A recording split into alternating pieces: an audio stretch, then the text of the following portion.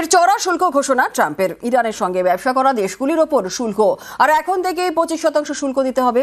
Social মিডিয়ায় ঘোষণা Donald ট্রাম্পের। এই নির্দেশ চূড়ান্ত ও বাধ্যতামূলক ঘোষণা ট্রাম্পের। যুব ছাত্র বিদ্রোহে ইরানে চূড়ান্ত অচলাবস্থা। তেহরানের ওপর চাপ বাড়াতে শুল্ক ট্রাম্পের।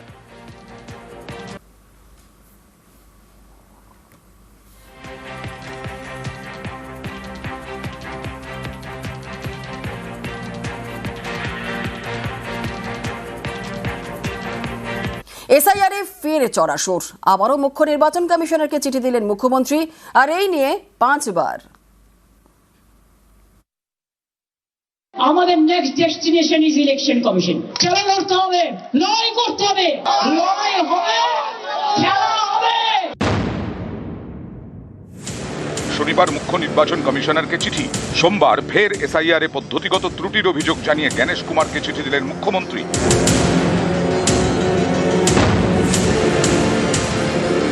চিঠিতে মমতা বন্দ্যোপাধ্যায়ের অভিযোগ, শুনানিতে যোগ্যতা প্রমাণে প্রয়োজনীয় নথি নেওয়ার পর কোনো অ্যাকনলেজমেন্ট অথবা রসিদ দেওয়া হচ্ছে না। সেই কারণে খুঁজে পাওয়া যায়নি অথবা রেকর্ডে নেই বলে দেখানো হচ্ছে। এইভাবে ভোটার তালিকা থেকে নাম বাদ দিয়ে দেওয়া হচ্ছে। এটা ত্রুটিপূর্ণ, মেনে নেওয়া যায় না। মাথা খাটিয়ে বিচার না করে যান্ত্রিকভাবে বিষয়টি দেখা হচ্ছে। এতে সাধারণ মানুষের চরম হয়রানি হচ্ছে। সাংবিধানিক অধিকার থেকে ভোটারদের বঞ্চিত করা হচ্ছে। মুখ্য নির্বাচন কমিশনার জ্ঞানেশ কুমারকে লেখা চিঠিতে মুখ্যমন্ত্রীর আরও অভিযোগ, 2002-এ শেষ এসআইআর এর কোনো ডিজিটাইজড নথি ছিল না। ভোটার লিস্ট তৈরি করা হয় ম্যানুয়ালি। তাকে এখন আর্টিফিশিয়াল ইন্টেলিজেন্সের মাধ্যমে অনুবাদ করা হয়েছে। একাধিক ক্ষেত্রে নাম, বয়স, লিঙ্গ ও বাবা মায়ের নামে অসঙ্গতি তৈরি হয়েছে। এর জেরে লজিক্যাল ডিসক্রিপেন্সির নামে বৈধ ভোটারদের শুনানিতে ডাকা হচ্ছে। 23 বছর ধরে ভোটারদের অনেকেই কমিশনের ফর্ম 8 ফিল আপ করেছেন। প্রয়োজনীয় সরকারি নথি নিয়ে শুনানির মাধ্যমে ভোটার তালিকায় নাম নথিভুক্ত করেছেন ইআরও, এইআরও। 2025-এর ভোটার তালিকাতেও তাদের নাম রয়েছে, কিন্তু কমিশনই এখন সেটা মানছে না। ভোটারদের আবার প্রমাণ করতে হচ্ছে যে তারা বৈধ ভোটার।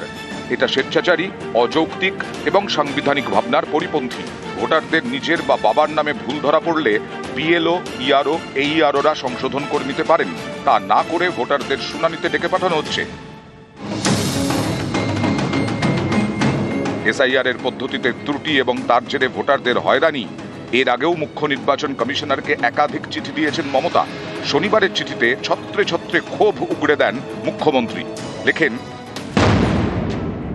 এটা অত্যন্ত লজ্জার বিষয় যে নোবেলজয়ী অর্থনীতিবিদ অমর্ত্য সেনের মতো আন্তর্জাতিক খ্যাতিসম্পন্ন ব্যক্তিত্বকে হিয়ারিংয়ে হাজির হতে বলা হয়েছে যোগ্যতা প্রমাণ করার জন্য। অমানবিক এই প্রক্রিয়ার শিকার জয় গোস্বামী, দীপক অধিকারী, মোহাম্মদ শামী এবং ভারত সেবাশ্রম সংঘের মহারাজও। এটা কি নির্বাচন কমিশনের ঔদ্ধত্য নয়?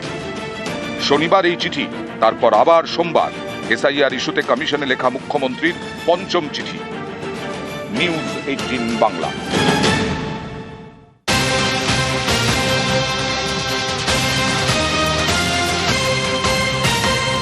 অফিস টাইমে ফের মেট্রো বিভ্রাট। সেন্ট্রাল থেকে টালিগঞ্জ মেট্রো বন্ধ।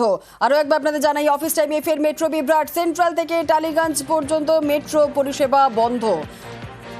যান্ত্রিক ত্রুটির কারণে বন্ধ, এমনটাই জানা যাচ্ছে। আরো বিস্তারিত জানাবে সান্নিক রয়েছে আমাদের সঙ্গে। সান্নিক, কি জানা যাচ্ছে? মেট্রো তরফে এখন যেটা জানানো হয়েছে, নেতাজি ভবন এবং রবীন্দ্র সদন এই দুটি মেট্রো স্টেশনের মাঝখানে একটি রেক, সেই রেকটি ইলেকট্রিকের। সান্নিক, তোমার কথা স্পষ্ট নয়।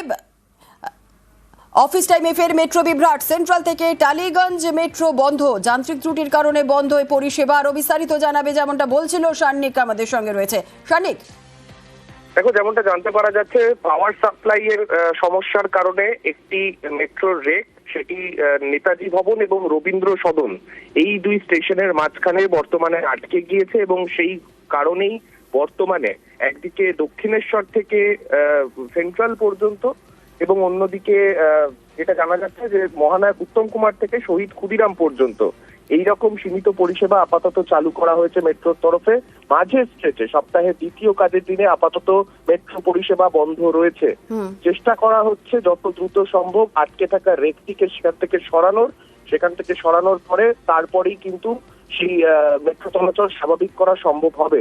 যদিও সকালের দিকে হলেও যেহেতু সপ্তাহের দ্বিতীয় কাজের দিন, তাই যাত্রী ভোগান্তির একটা সম্ভাবনা কিন্তু থেকে যাচ্ছে। তবে এখনো পর্যন্ত মেট্রোর তরফে যেমনটা জানানো হয়েছে, মূলত এই পাওয়ার সাপ্লাই ইস্যু কারণেই এই সমস্যা তৈরি হয়েছে, দ্রুত তার সমাধান হবে বলেই আশ্বস্ত করা হয়েছে মেট্রোর তরফে। জুনেলা, বেশ, ধন্যবাদ।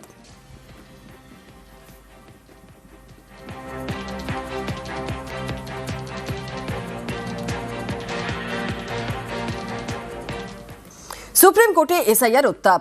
লজিক্যাল ডিসক্রিপেন্সিস কথা বলে 1,32,00,000 ভোটারের নাম বাদ দিতে চাইছে নির্বাচন কমিশন। শীর্ষ আদালতে অভিযোগ তৃণমূলের। পরের শুনানি 19 জানুয়ারি। ভোটের বাংলা এখন এসআইআর এ গরম। এসআইআর উত্তাপের আঁচ সুপ্রিম কোর্টেও। এসআইআর নিয়ে দেশের শীর্ষ আদালতে একাধিক মামলা চলছে। তার মধ্যে একটি মামলা তৃণমূল নেতা দোলা সেন করেছেন। সম্প্রতি যে মামলায় যুক্ত হয়েছেন ডেরেক ওব্রায়েন। সোমবার প্রধান বিচারপতি সূর্যকান্তের বেঞ্চে এই মামলারই শুনানি হয়। তৃণমূল নেতাদের আইনজীবী কপিল সিব্বল সওয়াল করেন, বাংলায় এসআইআর চলাকালীন অদ্ভুত কাণ্ড কারখানা ঘটছে। হোয়াটসঅ্যাপের মাধ্যমে নির্দেশ দিচ্ছে নির্বাচন কমিশন। লজিক্যাল ডিসক্রিপেন্সির যুক্তি দেখিয়ে 1,32,00,000 ভোটারের নাম বাদ দেওয়ার কথা বলা হচ্ছে। পাল্টা নির্বাচন কমিশনের তরফে আর্জি জানানো হয় এ বিষয়ে তাদের আরও 2 সপ্তাহ সময় দেওয়া হোক। তখন কপিল সিব্বল বলেন, সময় বেশি নেই, এসআইআরে আবেদনের সময় শেষ হয়ে আসছে। এরপরেই প্রধান বিচারপতি নির্দেশ দেন 1 সপ্তাহ সময় দেওয়া হলো, এর মধ্যে সব পক্ষকে জবাব দিতে হবে। এরপর তৃণমূলের আইনজীবী কপিল সিব্বল বলেন, কারো 6 সন্তান, তাকেও এসআইআর এর নোটিশ দেওয়া হচ্ছে। প্রশ্ন করা হচ্ছে কেন 6 সন্তান। তখন প্রধান বিচারপতি বলেন, এরকম হলে আদালতের দরজা তো খোলাই আছে। 19 জানুয়ারি আগামী সোমবার ফের এই মামলার শুনানি। নিউজ 18 বাংলা।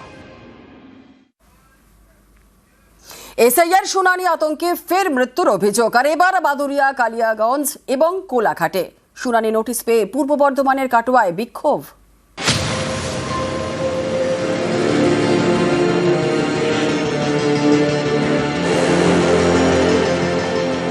উত্তর 24 পরগনার বাদুড়িয়া। এখানকার বাসিন্দা অনিতা বিশ্বাস, বয়স 75। রবিবার রাতে বসিরহাট জেলা হাসপাতালে মারা যান। পরিবারের দাবি, গত 5ই জানুয়ারি শুনানিতে হাজিরা দেন অনিতা। তারপর থেকে আতঙ্কে ছিলেন। 7ই জানুয়ারি স্ট্রোক হয়, তাকে নিয়ে যাওয়া হয় বসিরহাট জেলা হাসপাতালে। রবিবার রাতে মারা যান বৃদ্ধা। শুনানির আতঙ্কে মৃত্যু হয়েছে বলে দাবি পরিবারের। হেয়ারিং এর নাম এসেছিল, 2 ছেলের নাম নেই। আমার নাম আছে, আমার বাড়ির বউর আছে নাম। তারপরে 5 তারিখে আপনার হেয়ারিং এ ডেকেছিল। হেয়ারিং এ গিয়েছিল, হঠাৎ হার্ট অ্যাটাকে মারা যায়। তারপর হেয়ারিং এ শুধু টেনশন করতো হেয়ারিং এ। ওই হিয়ারিং এর জন্য ওই আমার জেলের মধ্যে নিয়ে যাবে, এইসব করবে, এইসব। হ্যাঁ, এসে আশঙ্ক।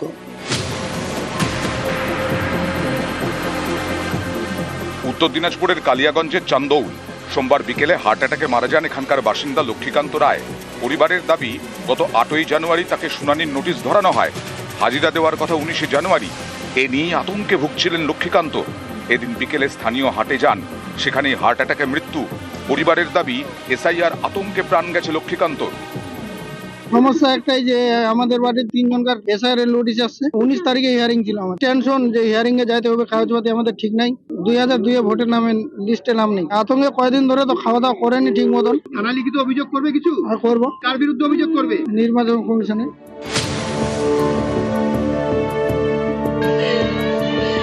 পূর্ব মেদিনীপুরের কোলাঘাট। এখানকার বর্নানের বাসিন্দা মৃত্যুঞ্জয় সরকার, বয়স 73। রবিবার রাতে বুকে ব্যথা নিয়ে তাম্রলিপ্ত মেডিকেলে ভর্তি হন। সোমবার মারা যান। পরিবারের অভিযোগ, এসআইআর আতঙ্কেই মৃত্যু হয়েছে মৃত্যুঞ্জয়ের। যবে থেকে এসআইআর চালু হয়েছে তবে থেকে বাবা অসুস্থ, ভোটার লিস্টের নাম নেই। সেই টেনশনে বাবা আজকে কাল রাত্রে ভর্তি হয়েছে, আজকে মারা গেছে।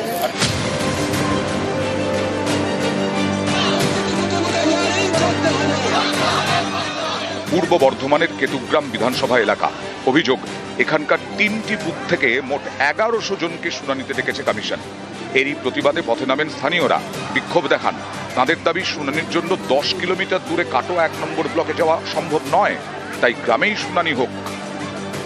আমরা কাটোয়া বর্ধমান পথ অবরোধ করেছি, তার কারণ আমাদের 1100 লোকের হিয়ারিং এর নাম ভুল এসেছে। ওই জন্য আমরা পথ অবরোধ করেছি। প্রত্যেকটা আমরা উদ্যোগীদের জন্য বাড়িতে যেন আমাদের হিয়ারিং হয় পথ অবরোধ করছি। ওনাদের যে দাবি সেটা আমরা আজকে কমিশনে পৌঁছে দেবো, এবার কমিশন যা ব্যবস্থা নেবে। কি মনে হয় এটা হয়রানি নির্দেশ দিচ্ছে, আমরা সেই মতোই করছি। হয়রানি আমরা নিজে থেকে কিছু করছি। কাল রেসিডেন্সি যেগুলো সেগুলো আসছি, নামের ধরুন বন্দ্যোপাধ্যায় ছিল 2002-এ, হয়তো 25-এ ব্যানার্জি হয়েছে। তাই আমরা আমাদের দাবিগুলো পৌঁছে দেবো। এসআইআর শুনানিতে ডাকা হয়েছে বেশ কয়েকজন ক্রীড়াবিদকে। এর মধ্যে ক্রিকেটার মোহাম্মদ শামি, ভারতীয় দলের প্রাক্তন ফুটবলার কপ্তান দত্তর নাম রয়েছে বলে দাবি। এরই প্রতিবাদে পথে নামলেন ক্রীড়াবিদরা। এদিন ভবানীপুর ক্লাবের সামনে ছিল প্রতিবাদ কর্মসূচি। অবৈধ ভোটারদের জন্য কিন্তু আমরা এখানে আসিনি, আমরা এখানে এসেছি বৈধ ভোটারদের জন্য এবং খেলোয়াড়দের যে হেনস্থা করা হচ্ছে তার প্রতিবাদে। কারণ তাদের তথ্য তো আছে, তারা দেশের হয়ে খেলেছে, রাজ্যের হয়ে খেলেছে, বিভিন্ন সম্মানে ভূষিত হয়েছে, তাদেরও যখন হিয়ারিংয়ে ডাকছে সেটা আমাদের খারাপ লাগে। আমরা একটা জয়েন্ট পিটিশন করে ইলেকশন কমিশনের কাছে পাঠাবো। নিউজ 18 বাংলা।